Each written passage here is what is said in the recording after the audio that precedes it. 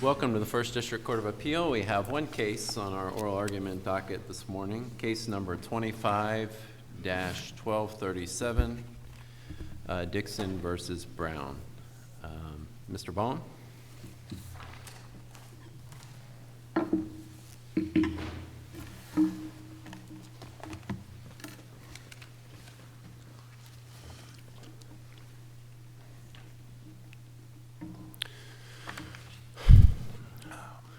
Thank you, Your Honors, and may it please the Court, Christopher Baum for the appellant. I'd like to reserve 3 minutes for rebuttal. Noted, thank you. This Court should reverse because Mr. Brown has never been statutorily eligible to receive gain time, and the Department has never been statutorily authorized to grant gain time to someone who is ineligible. As a result, the Department's mistaken grant and subsequent correction did not violate the equal protection, the ex post facto clause. I'd like to start with the standard of review. This comes to the court as a direct appeal under Gould.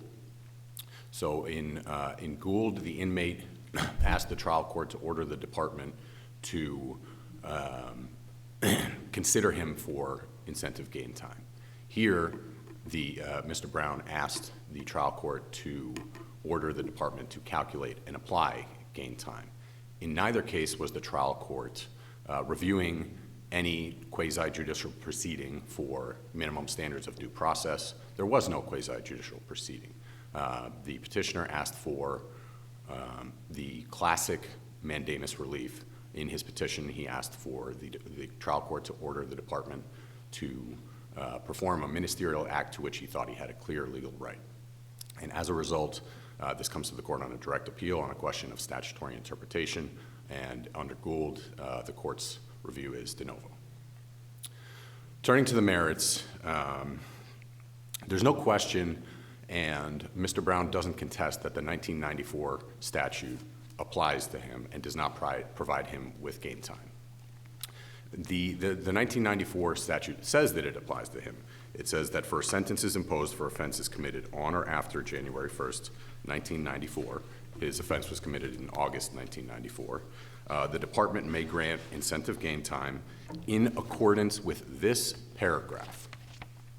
So this is the more specific statute governing Mr. Brown's offense. This is the newer statute governing it, and under expressio unius, the court should defer to the legislature's command that this is the statute that the— I'm sorry, the statute is 944-275. What statute is this more recent than that we shouldn't be applying? So in our brief, we make a distinction between provision subsection 4B, which we call the 1983 statute, and 4C, which we call the 1994 statute. But in 1994, they didn't repeal 4B. That's correct, and there's a very good reason for that, because if they had repealed 4B, that would have been removing gain time for all offenders between 1983 and 1994, and that would be a clear ex post facto violation. So they had to leave it on the books, which of course they did again in 1995. So the legislature couldn't simply delete the previous statute. But so why doesn't B apply to Mr. Brown? Well, first, because the 1994 statute says this is the statute that applies to him, because for offenses committed on or after January 1st, 1994, the department may grant gain time. That's all C, though. Yeah, that's C. I'm asking you why B doesn't apply to him instead of C. C definitely doesn't apply to him because he hasn't committed an offense that was level 1 through 10 at the time. But why not B? But it is the statute that applies to him because it says for those When you say statute, offenses, I assume you mean paragraph, right? I'm sorry? When you say statute, I assume you mean Yes. the paragraph? Yes, that's right.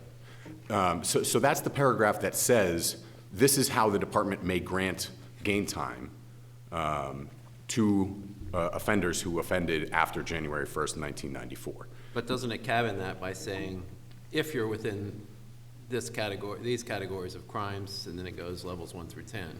Yes, and it Which says he wasn't part of. right. So he is not entitled to gain time. Now that Or what you're does he asking. switch into B? Well, because B seems to be a catch-all, a broader category. It applies to any prisoner, any prisoner. But C applies to those who fall within levels 1 through 10.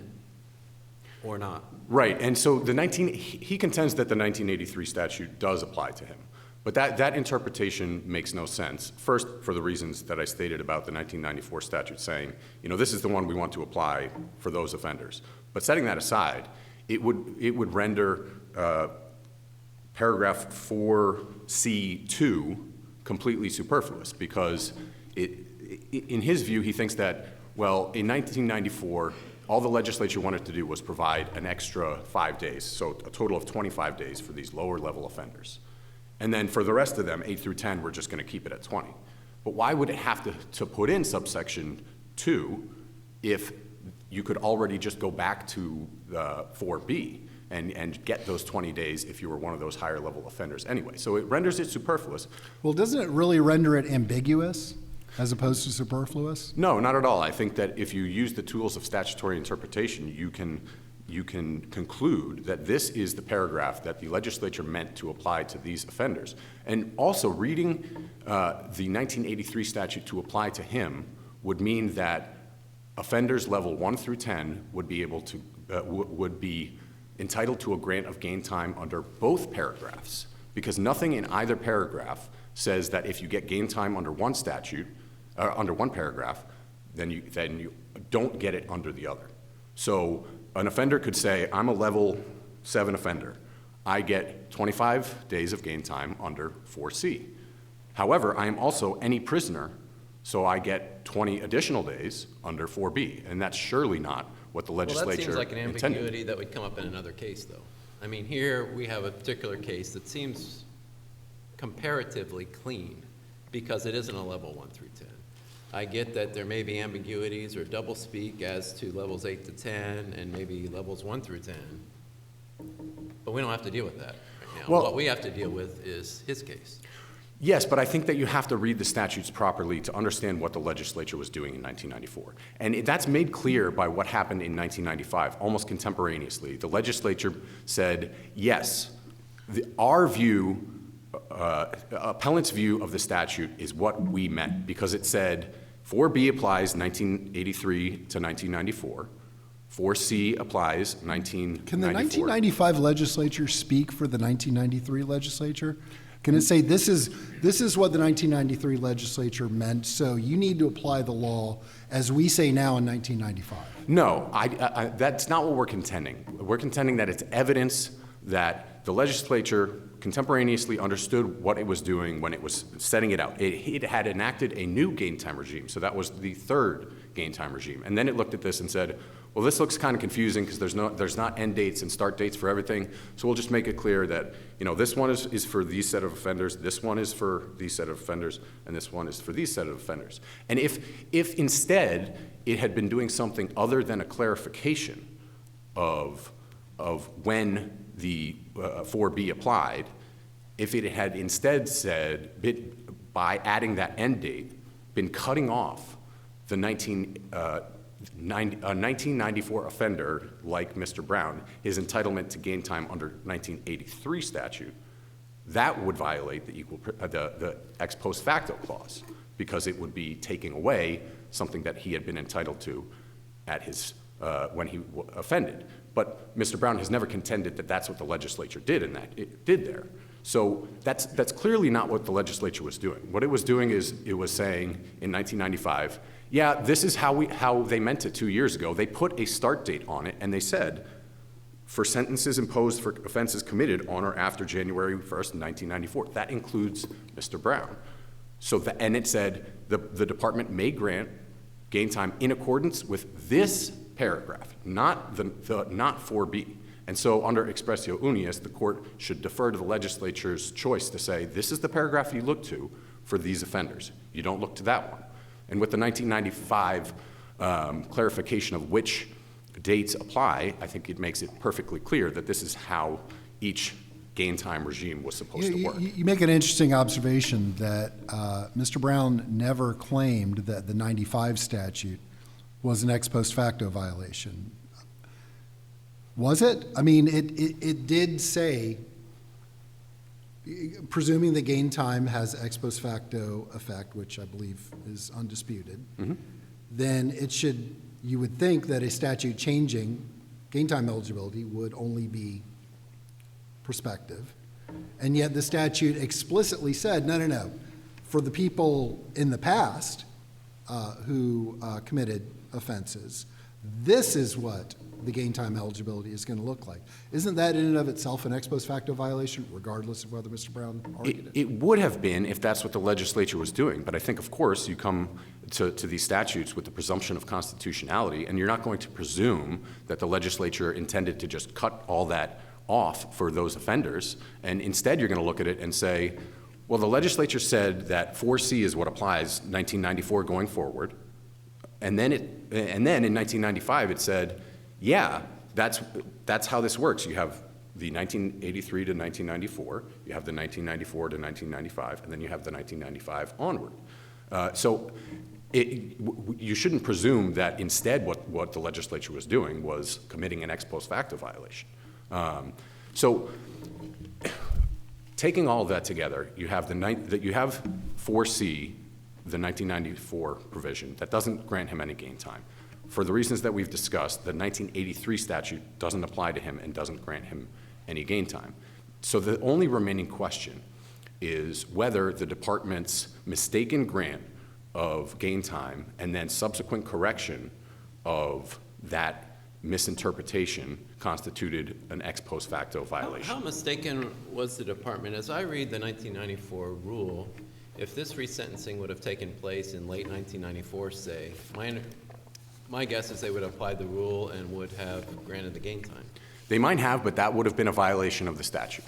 Okay, so even DOC had it wrong in 1994 as to how they were interpreting this. Not necessarily. Yeah. They had it wrong as to the 1994 offenders. But nothing. Which is what we're dealing with. But that regulation, let's say there was an offender in 1985, undisputedly entitled to gain time under the 1983 provision, right? If they were then resentenced to a term of years, that regulation could properly be applied to that offender to grant them gain time. But you can't do that with the 1994 provision because it's based on the offense severity levels. Can I ask you a question about DOC's rule? You mentioned resentenced, if they were resentenced to a term of years, but the rule does not use the term resentence. It says in the event that the life or death sentence is commuted Sure. to a number of years. Do you just simply, commutation is something. It is not judicial, it's something that the executive branch does. It is something different than being resentenced by a judge. So are you saying that this rule does apply to resentencing in addition to commutation? I think the rule has changed now, Your Honor, but if you were looking at in the past, would it have applied? I think there would have been an argument that under the department's rule that it only applied to commutations. But I think the rule said commutations because nobody was looking 20 years ahead and thinking about Miller and Graham and saying there's going to be all these resentencing. Right, I agree. And that's one thing that's confused me about this case is before 2012, was there anybody who had a first-degree murder conviction? It wasn't reduced, to a different conviction, to something that has a level, for instance, on it, but remained a first-degree murder conviction, but had the sentence reduced to a term of years, unless their sentence was commuted by the Board of Executive Clemency. I'm not aware, Your Honor. Okay. But ultimately, I don't think the regulation has much salience here because, again, the department has no authority to grant gain time above and beyond what the legislature has granted. So the legislature says who is eligible. The department can't then come in and say, we're going to grant gain time to someone who is ineligible. It has no authority to do that. And that is why there is no ex post facto violation here, because Metheny in the 11th Circuit and multiple other decisions from circuits around the country have said the correction of an erroneous interpretation or policy, even if it's a reasonable interpretation, does not implicate the ex post facto clause, because what you have to have is a delegation to the agency to make those substantive rules about, for example, who is eligible for gain time. But my understanding is that that rule of law only applies if the statute is unambiguous and the agency's interpretation is clearly erroneous because the statute was unambiguous. No, Your Honor, you need both. You need both ambiguity and you need the express delegation of legislative authority. That's what Metheny distinguished Nuck on, and that makes sense because the question in ex post facto cases is not just ambiguity, it's whether it's foreseeable. And it was foreseeable in 1994 that he would not be entitled to gain time under either statute. And even if there's a reasonable interpretation that says so otherwise, and that's what Metheny and all those other circuit court decisions stand for, which is there could be reasonable interpretations, so maybe there's some level of ambiguity, but when you don't have the lawmaking power as an agency, you can't create a rule that has the force of law implicating the ex post facto clause. I see that my time has expired. I reserve the remainder for rebuttal. Very good. I'll give you a couple minutes on rebuttal, and please add a couple minutes also to Applebee's time. Thank you. Thank you, Your Honors. Good morning. Matthew McLean on behalf of Mr. Brown, the appellee. I'd like to first thank the court for expediting this appeal and setting the oral argument so quickly. As the court is aware, if Mr. Brown is successful and this court affirms, he would be entitled to immediate release with the application of gain time, currently, which is in a stay at this point. At this time, I'd like to go ahead and try to make 2 points before Your Honors. The first one is the procedural, and which is the correct standard that this court is to review this appeal. It's our position that this court is limited to certiorari review, and the reason for that is pursuant to the Gould case. And the distinction between Gould and this case is that Mr. Brown's challenge actually involves a constitutional nature of the Department of Corrections decision, the ex post facto clause. Unlike in Gould, there was no constitutional challenge. It was a strict, we want to compel the Department of Corrections to apply gain time. The ex post facto clause is rooted in the United States and the Florida Constitution, and therefore that distinguishes it from the Gould case. And in Gould, this court recognized that issues that have to do with the constitutional nature of a proceeding should be reviewed by certiorari, not direct review. And the distinction is important because the standard this court applies in certiorari review is very limited. Pursuant to certiorari review, you look at 1 is procedural due process afforded, and 2 was the correct law applied. The Department of Corrections, in their initial brief, never asserted either of those being a problem here. So in addition to that, certiorari review and relief should only be granted when there's a departure from the essential requirements of law. And I find that to be a difficult position to take from the Department of Corrections, seeing as though the McGill case, which is on all fours according to the Department of Corrections and to Mr. Brown, is being afforded gain time under this provision pursuant to the federal district judge's order, which was initially appealed by the Department of Corrections but voluntarily dismissed. So to say that there's a departure from the essential requirements of law seems would be disingenuous based off that fact. Turning to the merits, as far as ex post facto violations go, there's a distinction between the line of cases. There's the Nutt case, and then there's the Metheny case line of cases. And the difference between the two is there being a retroactive interpretation of a clear rule or an ambiguous rule? And so really that's where this case boils down to. Is the court going to go ahead and find that the statute 944.275 is ambiguous, or is it clear? It's our position that it's ambiguous, and this has been found by the federal district court in McGill. It's also been found by the trial court. And so is it reasonable to believe that 2 judges who have looked at these provisions in 944.275 finding it ambiguous, that's strong evidence that this is an ambiguous statute. The Department of Corrections, when they read subsection C, I think they leave out key language. They don't read the entirety of the sentence. So turning to subsection C, for sentences imposed for offenses committed on or after January 1, 1994, and this is the part they leave out, for offenses which are... I'm sorry, what version of This is the 1993 it was 1993 legislature passed the 1994 version that I'm speaking of, which is 944.275 4C. And it's the basically in subsection 4C, it's the final sentence. And the part they leave out is for offenses which are, were, or would have been ranked on the offense severity chart in section 921.0012. And then it goes on to list the 1 through 7 and 8 through 10. And that part they leave out is key because it's constraining the 1994 offenses to those that are ranked within the offense severity chart. Clearly, Mr. Brown, a capital offender, is not ranked in the offense severity chart. We're not here to go ahead and say he is. So when he's excluded based off of 4C, you look to whether there's any other subsection that would be applicable to him.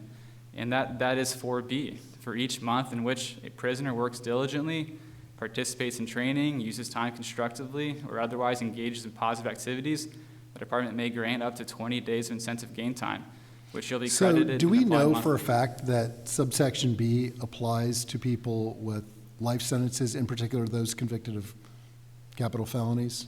I think it applies to anyone outside of the offense severity chart. So if there's No, forget the offense severity chart. Let's talk about prior to C being enacted. Does it apply to people with life sentences? And if so, how? I mean, it would apply if their life sentences are commuted to a term of years or reduced to a term And of that's what the years. rule says. If it's commuted to a term of years, Correct. then you can receive, not calculate, not get for record-keeping purposes, but actually receive gain time. Correct. Does somebody whose sentence is not commuted and has a life sentence, can they ever receive any kind of gain time? I think Under that- the 83, I think under they could subsection. certainly receive gain time, but it would be, meaningless because they have a life sentence. So if you want to reduce a life sentence with incentive gain time, then certainly you can go ahead and get it pursuant to subsection 4B. Nothing would prohibit the life sentence from being, in theory, reduced by 20 days each month. But once that term goes from life to a term of years, then it matters. And in Mr. Brown's case, he's got over 10 years of incentive gain time at this point. Only 2 years left on his sentence. So in a way, he's been incarcerated for over 8 years, more than he should have been. So did the department have an interpretation that this applies to people who have a first-degree murder conviction? It doesn't get reduced somehow to a lesser offense, but have a first-degree murder conviction, but somehow are able to obtain a term of year sentence. That's why they Well, recorded it. has that ever happened before 2012? Before 2012, no, I don't know of Then any sort of situation. why is it that the department had a policy which allowed people who have life sentences to be entitled to gain time if that has never happened? It's never actually been done. Well, I think they did it in the event that it might happen. So I don't know what they were foreseeing, but if you look at the testimony that's included in the record from the McGill case, that was their policy, is they're going to go ahead and record incentive gain time in the event that... There's nothing wrong with recording incentive gain time for the purpose, at least according to the rule, that the inmate ends up getting a commutation. Doesn't say resentencing.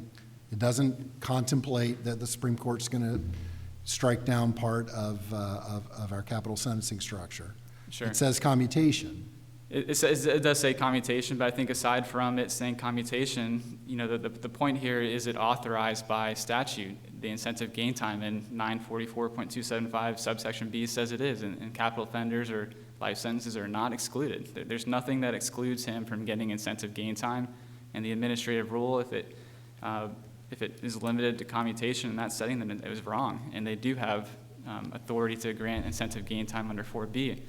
And that's exactly what they did. There's situations where they've released inmates based off incentive gain time similarly situated to Mr. Brown.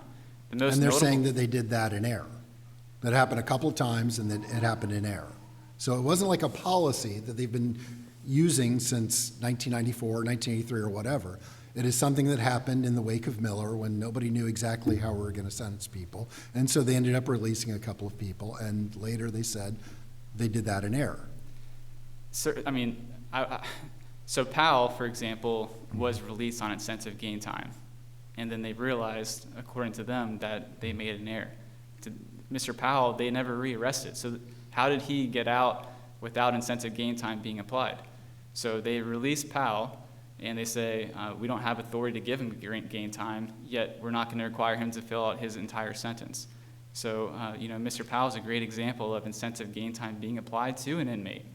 And it wasn't until 2016 that this issue came up in the Purdy context, when the state attorney reached out and had the general counsel look into this issue and make a decision on the facts. And I think what's important to know is that in 2016, and this was really kind of flushed out in the district court level, is that they were reading the wrong statute, most likely. They were reading the 1995 version of it.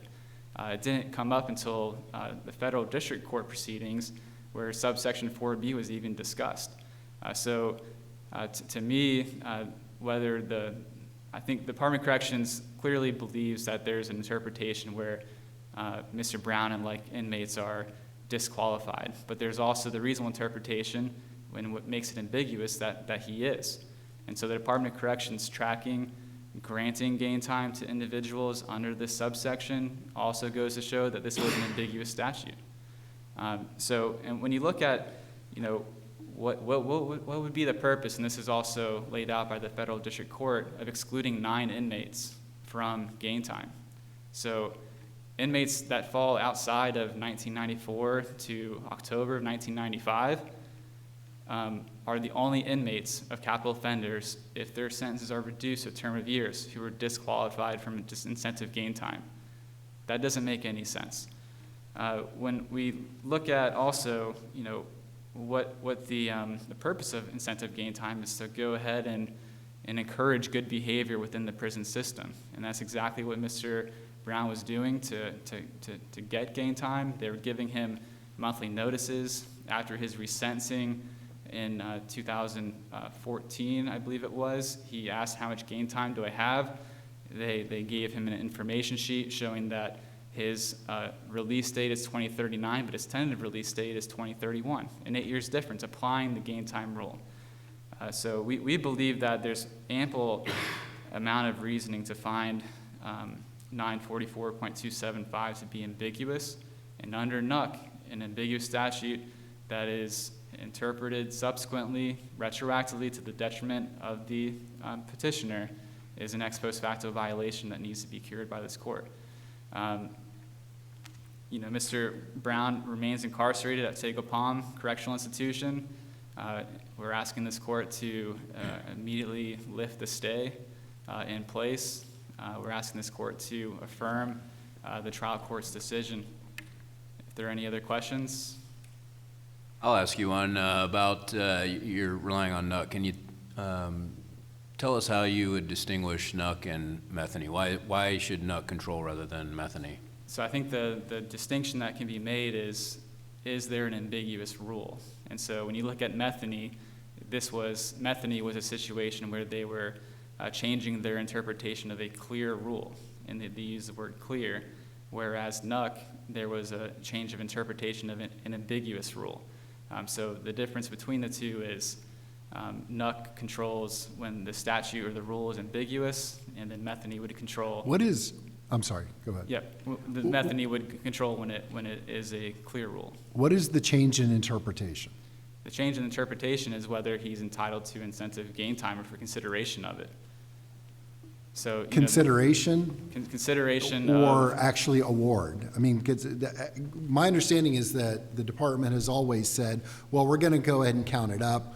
We're going to go ahead and say that, hey, you get 20 days of incentive gain time for this. But this is what I've been trying to ask. When has it ever been awarded? In other words, I don't see that the department had a rule or a policy that gain time would be awarded to anybody who has a life sentence unless their sentence has been commuted, explicitly commuted.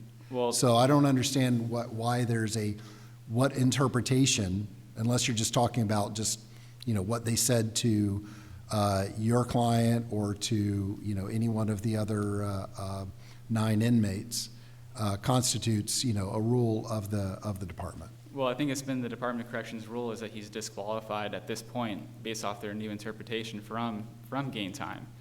So under the line of cases that we're relying on, you can't compel the Department of Corrections to afford a certain amount of gain time, but you can compel them to find that he's not disqualified and consider him to incentive gain time. And I'll point, to McGill himself, the federal district case where the inmate was found to have an ex post facto violation, and the Department of Corrections was compelled to go ahead and consider him for gain time. And this is in the record. Mr. McGill is being afforded gain time. His sentence date, as far as the record shows that we provided, is now 2027, who has a longer sentence than Mr. Brown.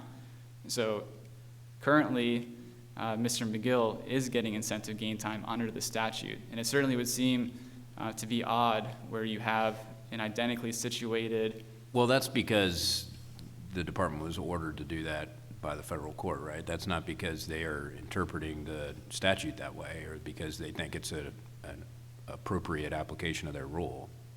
I mean, certainly they're being ordered to do it, but they didn't go ahead and appeal it to the 11th Circuit and continue to pursue their rights to litigate the issue.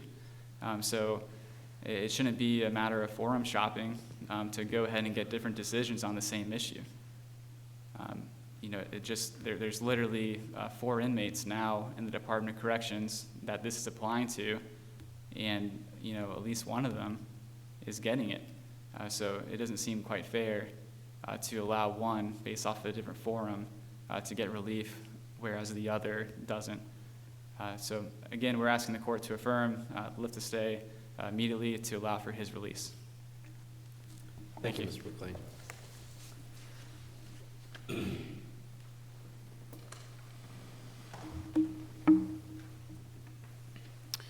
Just a couple of quick points. Metheny did not distinguish NUC simply based on the fact that there was not an ambiguous statute.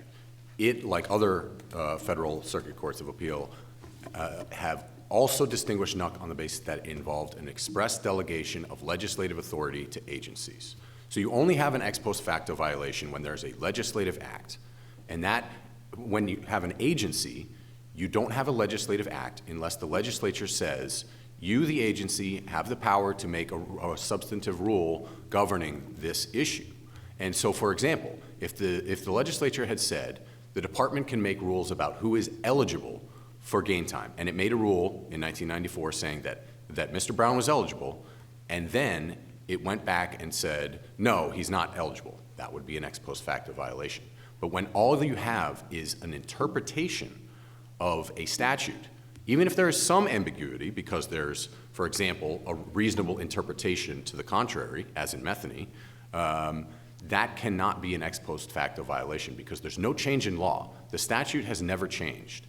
And so his sentence has not been increased by any misinterpretation by the department. So unless the court has any further questions, the department respectfully requests that the court reverse. Thank you, Mr. Bond. All right, that's our only argument for today. We're adjourned.